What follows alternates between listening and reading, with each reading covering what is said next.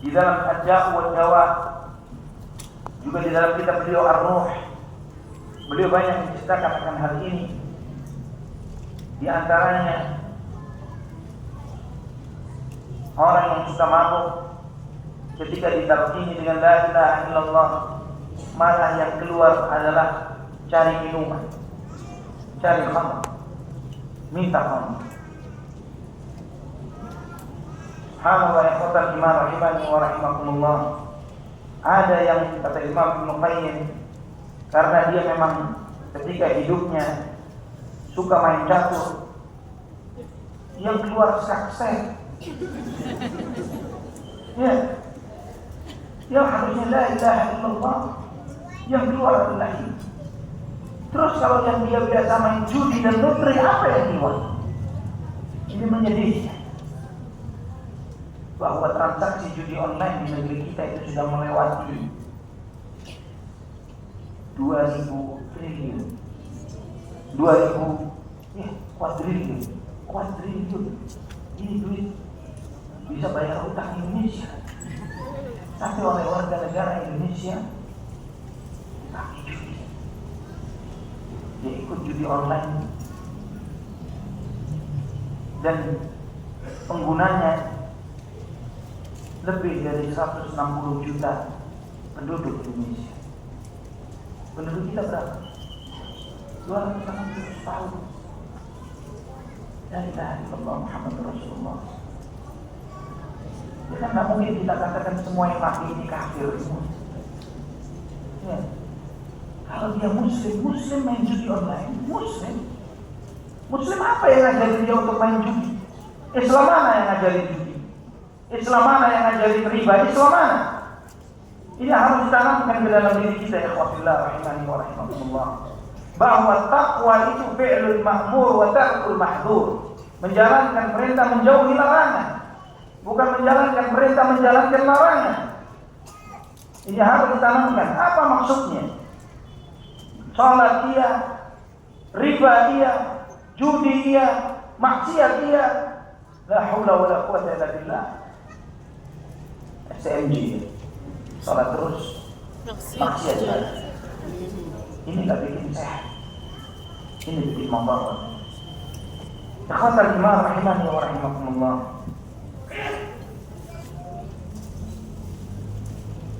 Kata Imam Ibnu Rajab rahimahullah, sesungguhnya su'ul khatimah adalah ada sebab tersembunyi di dalam hati seseorang yang tidak diketahui oleh orang lain. Bisa jadi amalan-amalan buruk atau yang semisalnya, hal-hal yang tersembunyi yang tersingkap pada saat akhir hayatnya. Ini orang, sebagaimana Nabi SAW menyebutkan orang yang suka riya, "Waman tara'a yurahillahu yurahi billah." Barang orang yang suka riya, maka Allah akan tunjukkan aibnya. Orang yang suka pamer di dalam beramal, suka riya, Allah akan tunjukkan aibnya. Orang yang membohongi, yang niatnya bohong, tidak ikhlas, yang amalnya bohong, hanya ingin dipuji orang, dia itu pada hakikatnya membohongi dirinya sendiri. Dia mengira bahwa dia bisa membohongi orang. Sehebat-hebatnya dia bisa membohongi orang, bagaimana dia membohongi Allah Subhanahu wa ta'ala? Bagaimana membohongi Allah? Dia dengan akal bulusnya mencoba untuk tidak ikhlas di dalam beramal. Allah Maha melihat, maha tahu dengan semua gerakan hatinya. Ya'lamu kha'inatal a'yun wa ma tukhfis sudur. Semua yang tersembunyi di dalam dada Allah Maha tahu. Sampai Allah sebutkan wa hufsila ma fis sudur. Semua yang di dalam dada akan dibongkar oleh Allah nanti di hari kiamat. Semua niat-niat baik dan niat-niat buruk akan tersingkap semuanya. Tidak bisa kita membohongi Allah Subhanahu wa ta'ala. Mustahil. Orang yang tidak ikhlas dalam beramal, dia pada hakikatnya membohongi dirinya sendiri. Dan terkadang kata beliau, kata Imam Ibnu Rajab,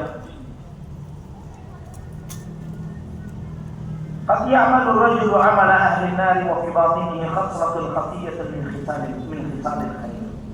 Terkadang seseorang itu semasa hidupnya dia melakukan maksiat dan dosa, tapi Allah melihat kebaikan di dalam hati orang itu. Allah melihat orang itu orang baik. Fataghallaza 'alaihi tilkal hasanatu fi akhir umri. Maka hal baik yang ada di dalam hatinya itu dimunculkan oleh Allah di akhir hayatnya. Fatujibu lahu husnul khatimah. Maka mengantarkan dia kepada husnul khatimah. Tidak sedikit orang-orang yang seumur hidupnya banyak dosa, banyak maksiat, tapi menjelang akhir hayatnya dibuat baik oleh Allah Subhanahu wa taala. Dibuat baik. Orang pasti ingat, wah ini dulu yang preman, dosa apa yang pernah dicoba, semua dicoba oleh dia. Tapi 1 tahun, 2 tahun, beberapa bulan sebelum kematiannya, Allah perbagus dia. Subhanallah. Contoh yang seperti ini banyak kita lihat di sekitar kita. Di antaranya teman-teman kita. Kita melihat dulunya sangat fasik waliyahulillah. Ada seorang teman rahimahullah sudah wafat beliau. Ketika menceritakan masa kelamnya ikhwatillah, contoh bahwa dosa apa yang tidak pernah dicoba, dia pernah coba. Dia pernah jadi Yahudi, pernah jadi Bahai. Ya aliran-aliran nyeleneh. Menurut dia, ya secara syahwat dan dunia, kalau memperturutkan syahwat, paling enak jadi Bahai. Ya. Aliran Bahaiyah ini semuanya boleh, nggak ada yang nggak boleh. Di antaranya adalah dia boleh punya istri lebih dari berapapun. Ya, terakhir waktu dia menjadi Bahai itu istrinya 9 orang. Dan dia nggak perlu kerja, tiap bulan dia dikasih transferan sekian ribu US dollar. Maksiat sana sini bebas, pindah dari satu negeri ke negeri lain, dia hidup di Eropa. Subhanallah, subhanallah. Ikhwatillah. Di saat dia dalam kondisi di puncak maksiatnya ini, dia ingat orang tuanya. Dia ingat orang tuanya. Dia ingat Allah. Dia ingat kalau saya lagi begitu terus cabut nyawa saya oleh Allah, gimana nasib saya? Ya. Dia ingat itu. Padahal dia teman zinanya ini sudah beragam bangsa, macam-macam bangsa. Di saat suatu hari, anak di sini ingat orang tua anak. Anak ingat, kalau anak mati kondisi begini bagaimana nanti? Tiba-tiba saja langsung dia balik arah, dia tobat, dia pindah, dia balik lagi ke Indonesia, dia memperbaiki diri. Dan masya Allah, tabarakallah. Zikir yang ingat banget, zikir yang paling dia suka adalah la ilaha illallah la syarika lahu lahul mulku wa lahul hamdu wa huwa ala kulli syai'in qadir. Jadi kalau dia mengatur duduk, dia nungguin temannya atau apa, nunggu kajian belum mulai, dia la ilaha illallah la syarika lahu lahul mulku wa lahul hamdu wa huwa ala kulli syai'in qadir. Biasa. Beberapa tahun sebelum wafat, insyaallah Rizawat rahimahullah. Subhanallah ya khawfillah. Orang yang seperti ini banyak di dalam kehidupan. Nah, seseorang yang takut su'ul khatimah, dia harus tahu apa saja dosa yang menyebabkan seseorang terjerumus ke dalam su'ul khatimah. Yang pertama, sangat banyak sebetulnya, tapi kita cukupkan beberapa hal saja. Yang pertama, syak, keraguan-raguan, syak itu raguan. Artinya tidak yakin akan kebenaran, tidak yakin akan kebenaran Allah, kebenaran Rasulullah SAW, kebenaran Al-Quran. Keraguan-raguan akan kemahabenaran Allah Subhanahu wa taala yang ada di dalam hati seseorang akan menutupi hatinya dari kebenaran. Maka antum membaca atau mendengar hadis-hadis pertanyaan munkar nakir terhadap orang-orang kafir atau orang-orang yang bimbang dan ragu. Ketika ditanya, siapa dia? Dia mengatakan, saya nggak tahu, saya tidak tahu. Saya dengar orang mengatakan begini, dan saya cuma ikut-ikutan apa kata orang. Ini orang yang tidak belajar. Keraguan-keraguan itu muncul karena tidak punya ilmu. Itulah kenapa menuntut ilmu itu wajib. Kenapa menuntut ilmu itu wajib? Karena ketika seseorang itu ragu-ragu dan bimbang, apa benarnya Allah itu ada? Apa benarnya bahwa Nabi Muhammad SAW benar? Apa benar Al-Quran itu kitabullah, kalamullah? Apakah benar akhirat itu ada? Keraguan-keraguan ini bisa mengantarkan kepada su'ul khatimah. Nah, bagaimana mengobati penyakit keraguan-keraguan syak ini tadi? Caranya ilmu. Adalah ilmu. Menuntut ilmu. Ngaji. Karena dengan menuntut ilmu ikhwahillah, dia akan mengobati segala keraguan-keraguan di dalam hatinya. Maka di antara materi atau kajian yang wajib dipelajari oleh setiap muslim sebagaimana disampaikan oleh Syekh Muhammad bin Wahab di dalam risalahnya yang lain, Thalathatul Usul atau Usul Thalatha yang biasa misalnya yang pernah mengkajinya, adalah ilmu 3 hal: mengenal Allah, mengenal Nabi, mengenal dinul Islam dengan dalil-dalilnya. Ini wajib dipelajari. Bahkan alhamdulillah materi ini, materi Al-Usul Thalatha, termasuk kajian yang Ana tidak pernah absen dari menyampaikan pelajaran. Ada beberapa majlis ta'lim Ana mengajarkan usul thalatha atau thalathatul usul. Karena ini hal yang wajib dipelajari oleh setiap muslim. Kenal Allah, kenal Rasulullah SAW, tahu tentang agama Islam dengan dalil-dalilnya dari Quran dan Sunnah. Kenapa ini wajib? Karena ini yang ditanyakan ke kita di kubur kita. Antum akan ditanya siapa Tuhanmu, siapa nabimu, apa agama, itu yang ditanya. Jangan sampai nggak tahu. Kita mau belajar hal-hal baru untuk kemaslahatan dunia kita. Sekarang dunianya zaman AI, kita belajar AI. Kita belajar ini, kita belajar itu, walaupun biayanya mahal, kita mau bayar. Padahal belum tentu setelah tahu bisa mengantarkan kita kepada sukses dunia, belum tentu. Tapi nggak bakal ada yang selamat dari pertanyaan munkar nakir. Maksudnya lolos dari pertanyaan munkar nakir. Ya pasti ditanya.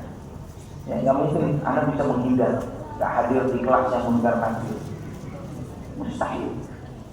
Dia bakal ditanya. Maka ikhwafillah rahimani wa rahimakumullah, keraguan-keraguan itu bisa mengantarkan kepada penentangan. Ya, menentang, menolak kebenaran. Orang yang ragu-ragu belum tentu. Ya, kenapa dia berani mengatakan begitu? Karena nggak tahu. Ya, ketidaktahuan dia membuat dia menentang. Karena memang kebiasaan manusia, di antara kebiasaannya adalah menentang apa yang mereka nggak tahu. Semua mereka-mereka yang menjadi musuh dakwah tauhid dan sunnah ini, mereka selalu melabelinya dengan label-label yang negatif, yang buruk. Oh, ini Wahabi, ini begini, ini begitu, dan seterusnya. Mereka memusuhi sebelum mereka tahu. Anda pernah sekali waktu, ya ketika lagi nyervis motor di salah satu bengkel, ya duduk dengan beberapa customer yang ada, diskusi agama sedikit, dia tanya, ente Wahabi apa sunni, apa salat, apa sunni, itu sunni atau Wahabi? Dan ditanya begitu. Hah? Anak jawab, anak nggak tahu Wahabi yang bagaimana, sunni yang bagaimana, nggak paham. Tolong, Wahabi itu seperti apa sih? Sunni itu yang bagaimana? Anak nggak ngerti. Anak sampaikan begitu. Sunni itu yang mengikuti Quran Sunnah. Kalau Wahabi, tanya lagi dia begitu. Kalau Wahabi yang bagaimana? Wah, Wahabi ini yang gimana ya? Karena banyak orang label tapi nggak tahu. Nggak tahu, mereka cuma main ngecap saja, nggak tahu sama sekali.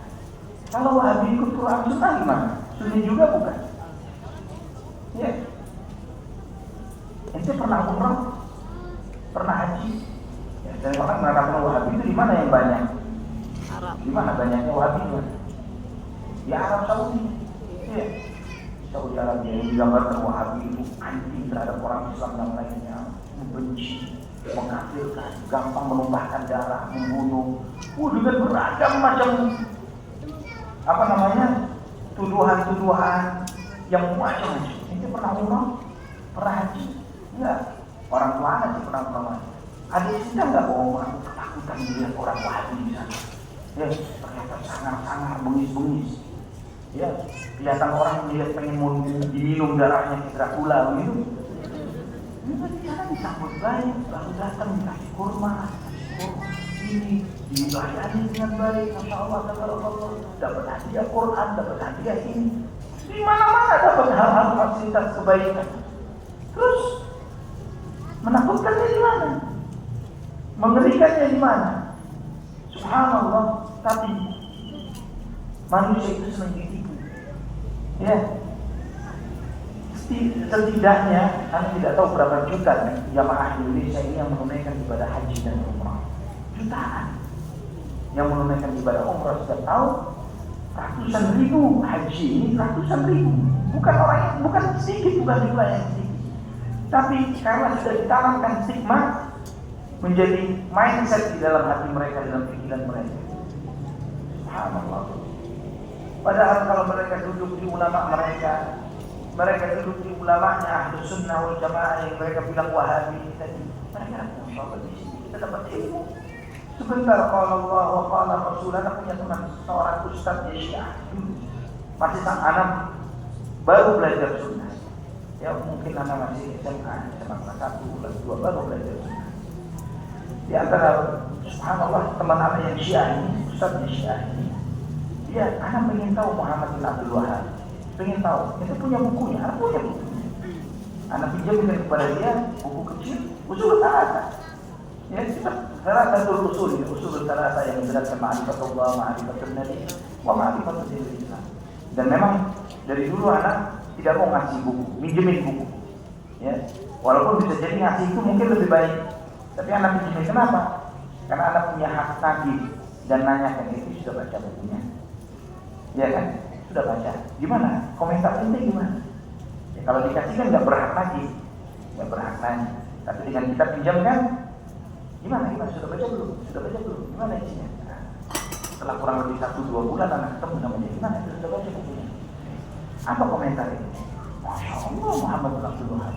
Setiap ngomong sebentar buat dalil, ngomong dalil. Kita itu penuh dengan dalil. Ini Syiah ngomong begitu. Ya, bukan mengajarin umatnya. Ahlus Sunnah ini tidak mengajarin jamaah. Yang penting itu percaya bahwa nenek moyang anak bisa begini, bisa terbang, bisa tembus langit, bisa nggak ada. Majelis ilmu tidak diajarkan dengan yang model seperti itu, dongeng-dongeng kisah-kisah. Apalagi yang diajarkan bukan Allah wa qala Rasul, bukan ceritanya Nabi dan sahabat, tapi bah buyut dan nenek moyang. Tapi yang diajarkan Quran dan Sunnah. Ikhwatillah rahimani wa rahimakumullah. Maka keraguan-keraguan itu melahirkan penentangan, menentang, tidak menerima kebenaran. Ya, ini begini, ini begitu. Kenapa nggak tahu? Nah, merespon, menyikapi orang yang tidak tahu, jangan baper. Ya, jangan gampang sakit hati karena mereka orang yang ngerti. Ya, orang yang lebih paham harus lebih dewasa. Seperti dokter menghadapi pasiennya yang gusar, risau terhadap penyakitnya. Pantas pasien itu galau, gusar, risau dengan penyakitnya, padahal cuma demam biasa. Ya, tapi sudah bayangannya begini, bakal di kemo dan lain sebagainya, padahal cuma demam. Khawatir di kemo.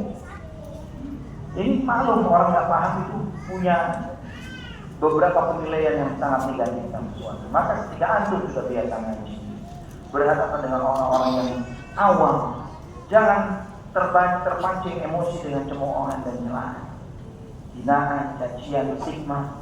Wajar mereka nggak paham. Ya, kalau itu akhlaknya guru-guru kita, ulama-ulama kita akhlaknya gampang baper terhadap cemoohan orang, maka dakwahnya nggak bakal sampai di negeri kita sana.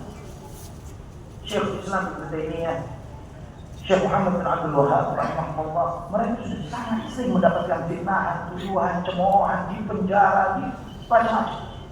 Ya, bahkan dari orang-orang terdekat mereka, dari saudara bisa jadi.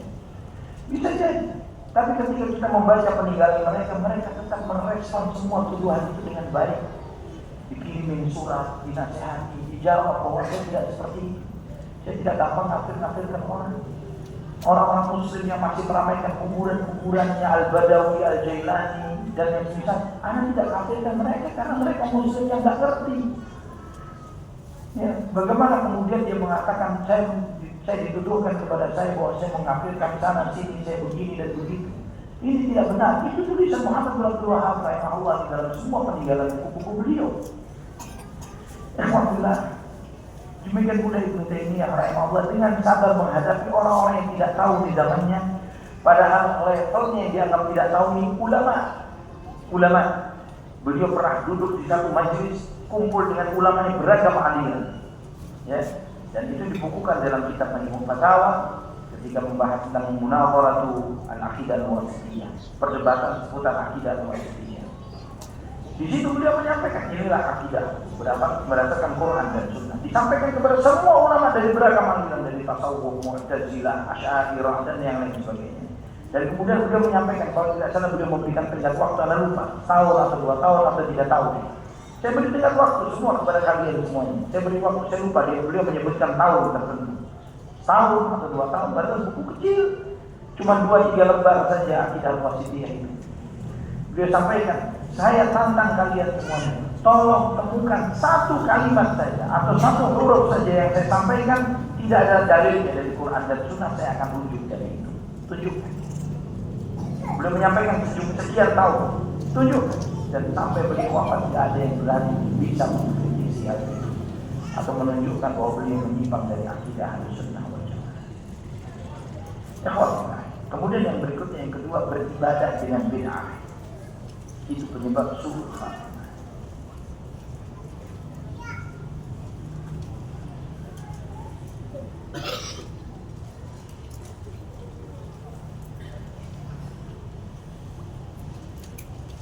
Beribadah dengan bid'ah mengantarkan seseorang kepada su'ul khatimah.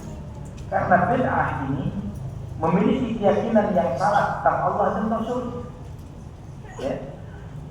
Seperti salah satu kisah viral misalnya di negeri kita ini, ada seorang habib yang menceritakan bahwa ada pecinta habib di Jakarta ini mencintai seorang habib sedemikian rupa, padahal dia suka maksiat, sholatnya bolong-bolong dan lain sebagainya, tapi suka ngasih hadiah ke habib, fulusnya dikasih ke habib, barang dagangannya dikasih ke habib. Waktu dia mati, kata habibnya, takut jangan ditutup wajahnya, anak mau pesan, maka dikasih surat sama tuh habib. Dikasih surat. Nanti kalau ditanya sama Munkar dan Nakir, tunjukin surat ini. Nanti bilang bahwa ini muridnya Habib Salih bin Jin, nanti yang dimasuk surga tanpa hisab. Waduh. Ini bagaimana orang yang berkeyakinan seperti ini, bahwa surat dari ustadznya, dari habibnya, bisa menyebabkan dia masuk surga tanpa hisab dan tanpa azab, akhirnya membuat dia mengentengkan maksiat dan dosa. Udahlah, nggak masalah sholat bolong-bolong, nggak masalah nyoba-nyoba zina, juli-juli duit orang dan sebagainya. Yang penting nanti suratnya jangan dibantah ya. Ya gitu ya, bikin ditunjukkan ke malaikat Munkar dan Nakir. Ini dilakukan oleh sebagian orang. Banyak, bukan banyak yang punya keyakinan yang seperti ini. Di antara contoh orang terdahulu, yaitu ada seorang yang dikenal dengan Ibnul Farid. Ibnul Farid ini di antara ulamanya sufi tasawuf. Ya, dia wafat tahun 632 Hijriah. Dia meyakini suatu keyakinan yaitu ittihad atau al-hulul, bahwa Allah Subhanahu wa taala itu bisa menyatu dalam wujud hambanya. Ya, wahdatul wujud. Ya, Allah menyatu dengan hambanya. Ini keyakinan ekstrimnya sebagian tasawuf yang ketika pada level keyakinan tertentu para membuat dia sudah menyatu dengan Allah, maka sudah tak perlu lagi ibadah. Siapa? Tak ada siapa-siapa di alam semesta ini. Yang ada hanyalah Allah. Siapa saya? Allah. Begitu, ya. Seperti di dalam mitos keyakinan di dalam cerita-cerita perwalian. Ada sosok Syekh Siti Jenar yang berkeyakinan seperti itu dan kemudian dihukum mati oleh Wali Songo. Seperti itu. Dia di akhir hayatnya, sebagaimana disebutkan di dalam beberapa risalah, bahwa di akhir hayatnya dia merasa celaka dan binasa, sampai dia mengucapkan dua bait syair, in kana manzilati fil hubbi indakum ma qad ra'aitu faqad dayya'tu ayyam umniyatun dhafarat nafsi biha zamanan wal yawma ahsabuha adghatu ahlami. Jika kedudukan cintaku kepadamu ya Allah menyebabkanku mendapatkan apa yang aku lihat saat ini, maka sesungguhnya aku telah menyanyiakan hidup. Angan-angan yang diharapkan oleh hatiku, oleh jiwaku sepanjang waktu, yang saat ini aku rasakan hanyalah mimpi-mimpi kosong belaka. Dia melihat pada saat sakaratul maut, semua kebaikan yang dia kira baik ternyata buruk semuanya. Waliyahulillah, ini akibat tidak. Keyakinan bid'ah yang konten Imam rahimahullah wa rahimahumullah menyebabkan seseorang su'ul khatimah. Orang-orang yang berkeyakinan seperti Syiah, Khawarij, Mu'tazilah dan yang lainnya, ulama sufiyah, mereka jika mereka tidak segera bertaubat kepada Allah Subhanahu wa taala, dan musibahnya bid'ah ini susah taubat. Musibahnya bid'ah ini susah taubat. Kenapa? Karena dia tidak merasa berbuat dosa. Dia merasa berbuat baik. Maka dia susah taubat. Kalau pelaku maksiat, kalau diingatkan kapan taubat, dia tahu dia lagi kotor, lagi dosa. Tapi pelaku bid'ah ditanya kapan taubat, saya lagi beramal soleh, kok disuruh taubat. Ini amal soleh, padahal amal salah. Ya. Kemudian ikhwatan iman rahimani wa rahimakumullah, di antara penyebab su'ul khatimah adalah menunda-nunda taubat. Orang yang terus-menerus berbuat maksiat siang dan malam, dan kemudian dia menunda-nunda taubat. Menunda-nunda taubat ini menyebabkan dia setiap ada peluang untuk taubat, kita masih muda. Taubat itu nanti kalau udah tua, kan masih masa produktif, nanti kalau sudah pensiun, kan masih bujang, nanti kalau sudah nikah. Terus demikian, dia menunda-nunda taubat. Dia mengira bahwa dia akan sampai kepada masa penundaan. Yang muda kalau udah tua, dia kira dia bakal tua. Ya, yang masa produktif kalau sudah pensiun, dia mengira bahwa umurnya akan sampai pada masa pensiun. Anggap sampai kepada masa pensiun, anggap bisa sampai tua, anggap yang bujang bakal nikah, anggap seperti itu. Apa jaminannya kalau dia sudah tua, di saat itu hatinya pengen taubat? Ya, bisa jadi hatinya udah tutup, udah tutup.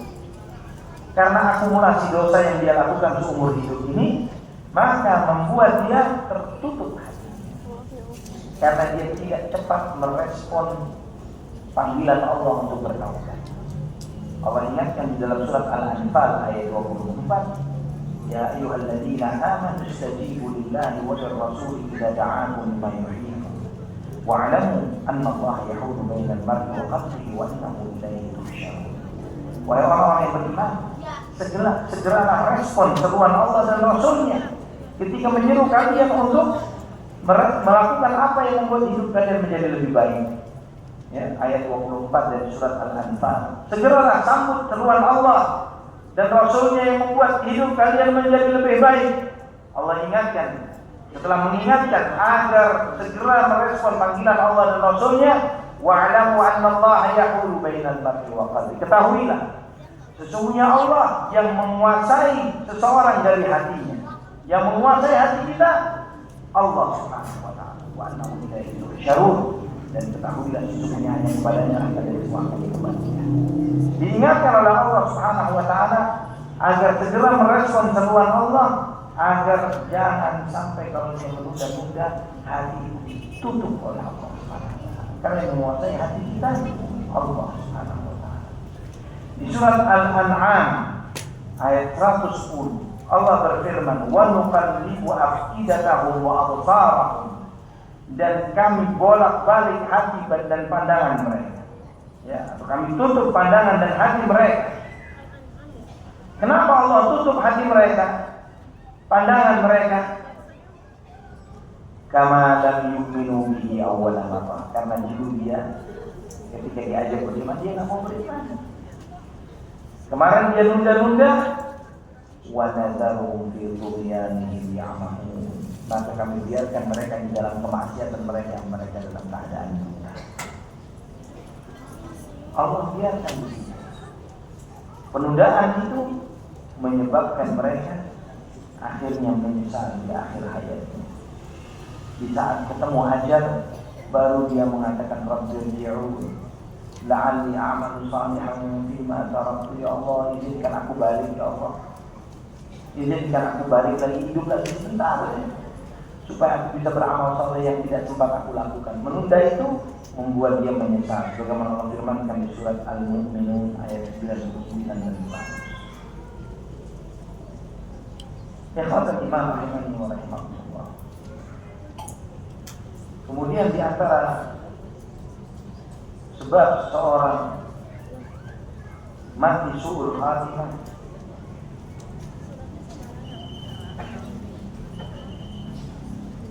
adalah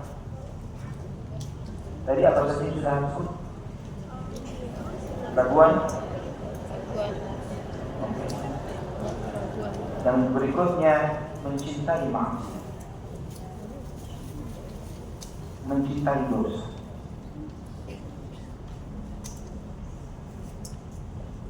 Ikhwafillah,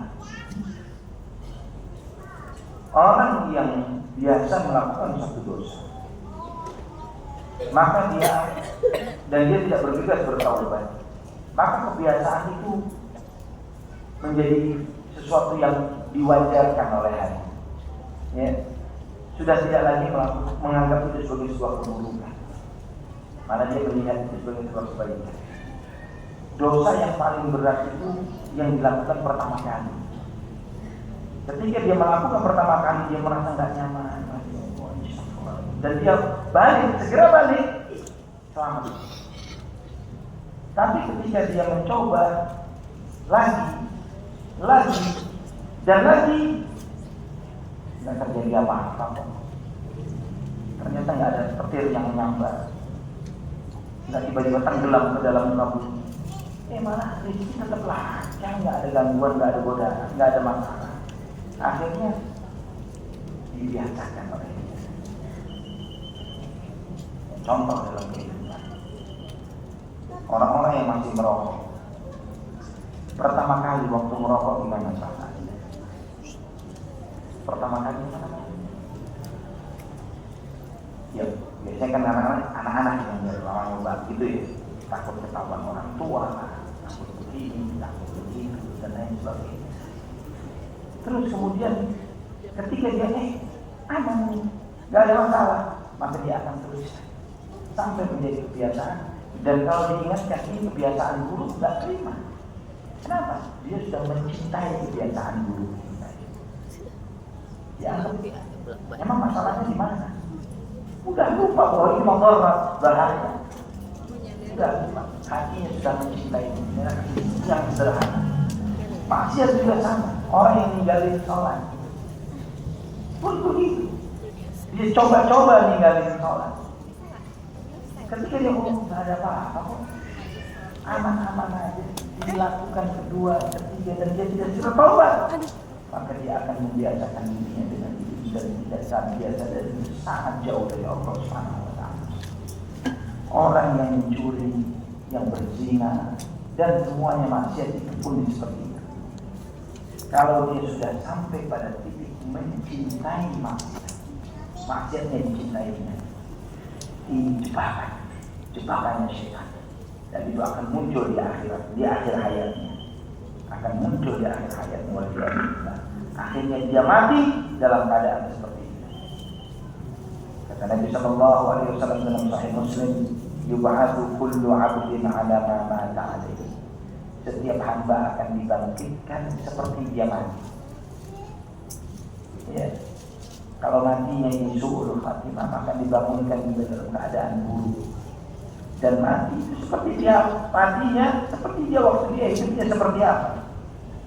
Kata Imam Ibnu Katsir, dosa dan maksiat dan syahwat itu menghinakan pelakunya ketika mati, bersamaan dengan bagaimana godaan syaitan pada saat itu.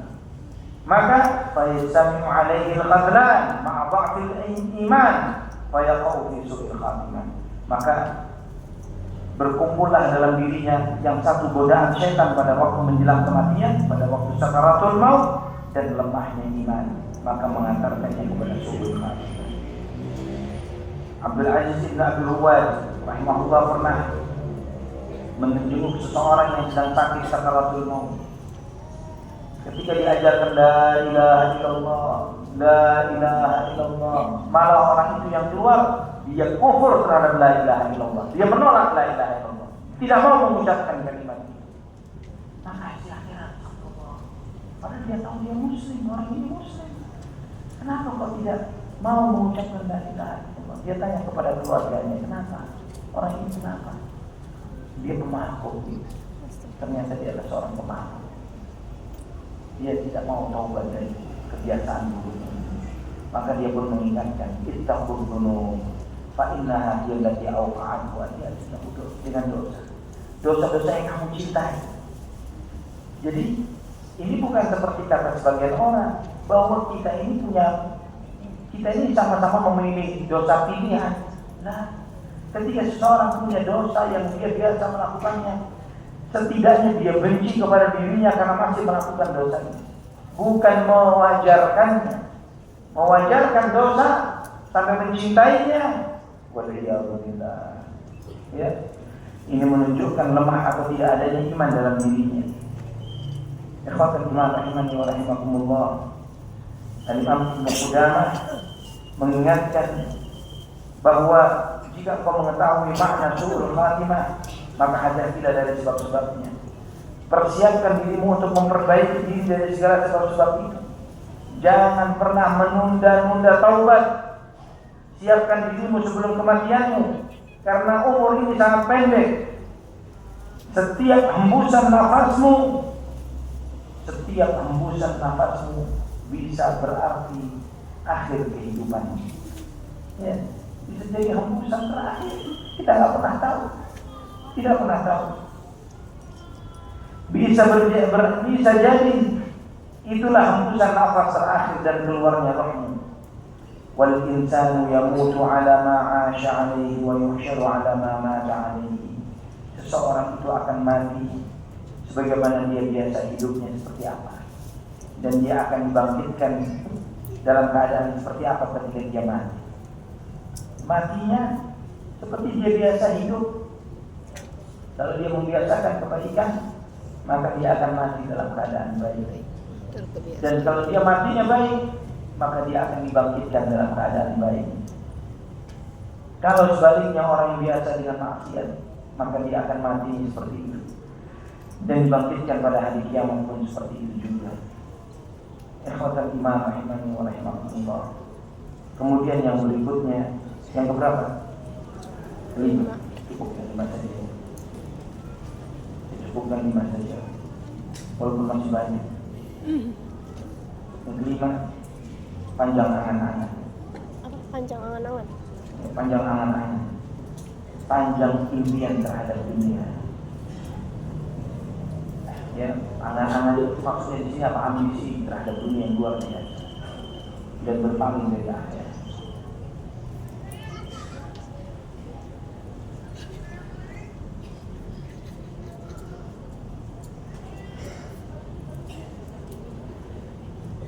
Ikhwafillah, orang yang panjang angan-angan, mereka ini pasti buruk perbuatan. Karena kalau dia menghayal kamu buruk, setelah dia dapat proyek, setelah ini mengejar ini. Orang yang angan-angannya dunia, Pasti nggak mungkin anak-anak insya Allah anak pengen lagi bangun rumah ini samping istananya Rasulullah sedang di Jannatul Firdaus. Nggak bakalan dia berpikir seperti itu. Tapi anak-anak itu materialis dunia. Ketika orang wanita angan-angannya dunia dan dia bangun angan-angannya terhadap dunia, maka dia pasti buruk perbuatannya.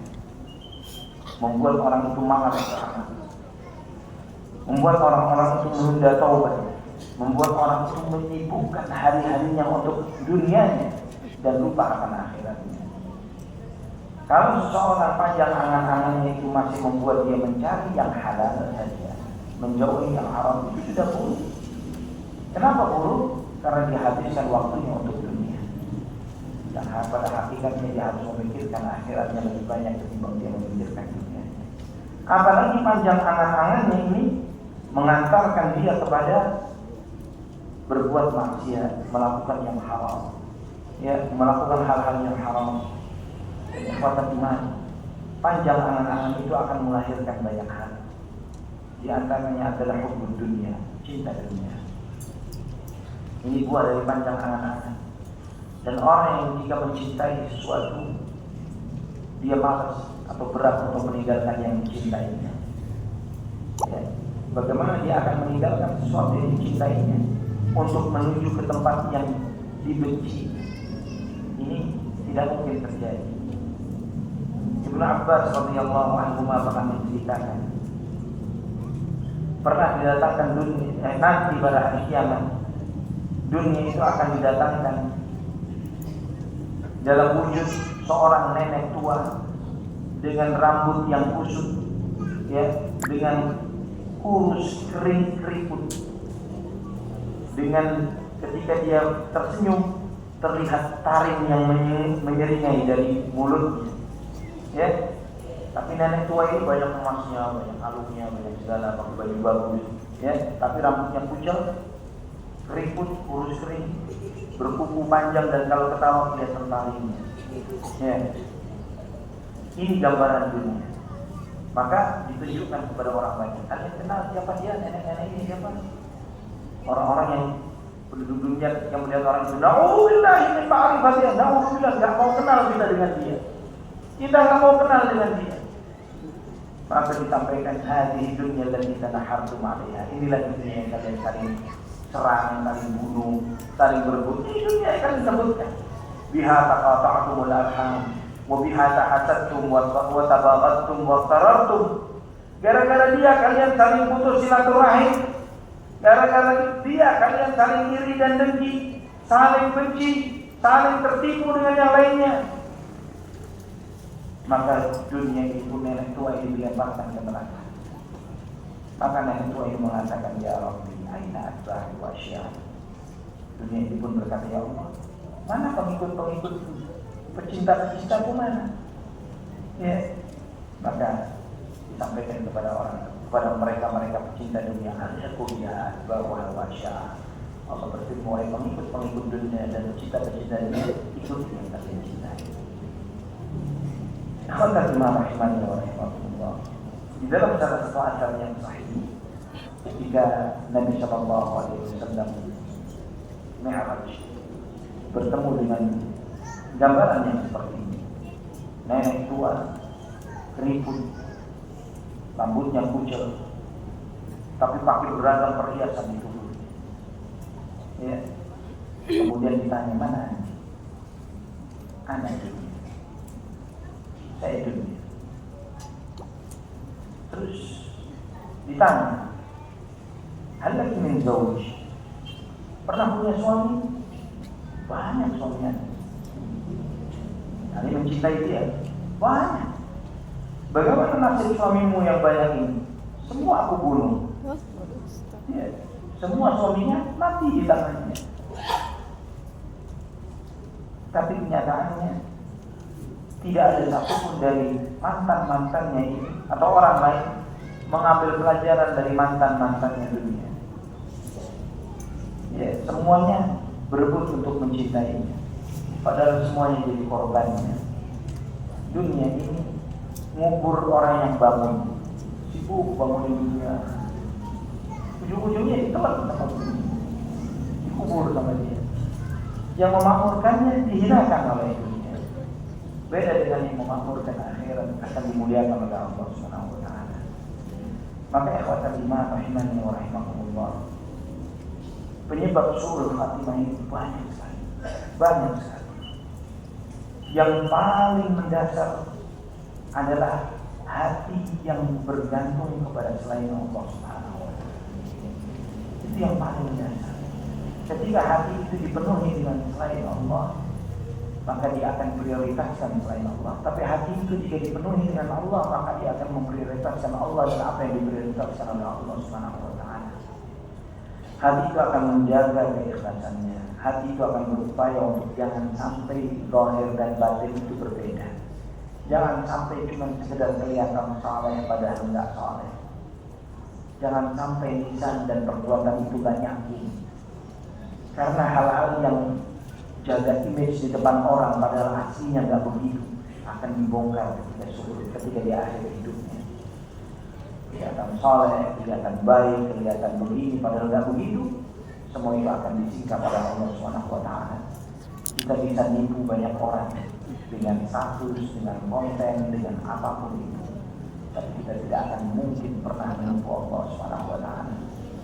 Orang yang tidak ikhlas, yang tidak mengharapkan ridhonya, tidak bergantung kepada Allah sepenuhnya di dalam kehidupan ini, mencari ridhonya Allah, maka berusaha istiqamah menjalankan perintahnya, menjauhi larangannya, mengikuti Muhammad SAW dengan setia, menjalankan sunnahnya, menjauhi segala bid'ah. Jika tidak seperti itu, orang itulah yang merugi. Kalau prioritasnya hanya untuk mencari ridho gurunya, mencari ridho ormas yang diikutinya, itu semua tidak akan ada lagi ketika kita di hadapan Allah. Yang ada cuma Allah Subhanahu wa taala saja. Wallahu a'lam bishawab. Ini ikhwatillah, beberapa dosa yang menyebabkan seseorang itu suul khatimah.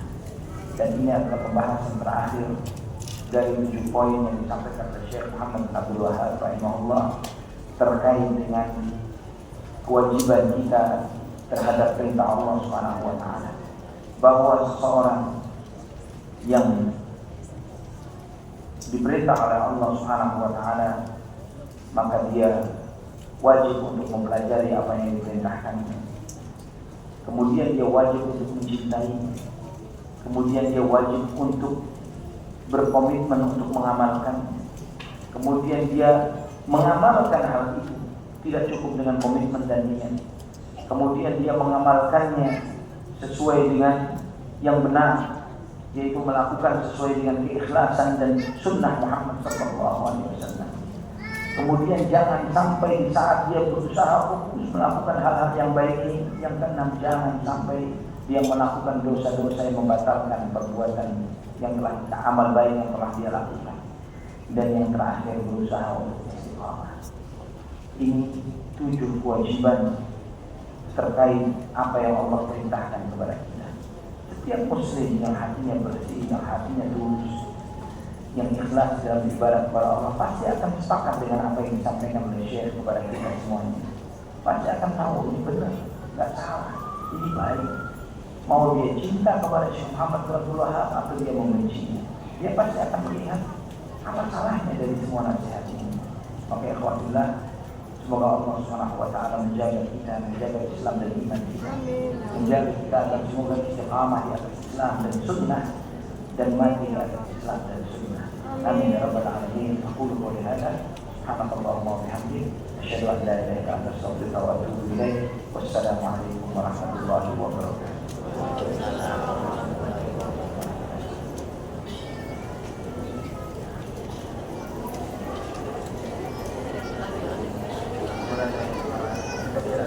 Saya nggak ada pertanyaan. Nggak ada pertanyaan aja. Udah ke ini kali, udah jam 11 waktu ya. Waktu udah 11 lewat ya. Tadi nggak ada pertanyaan.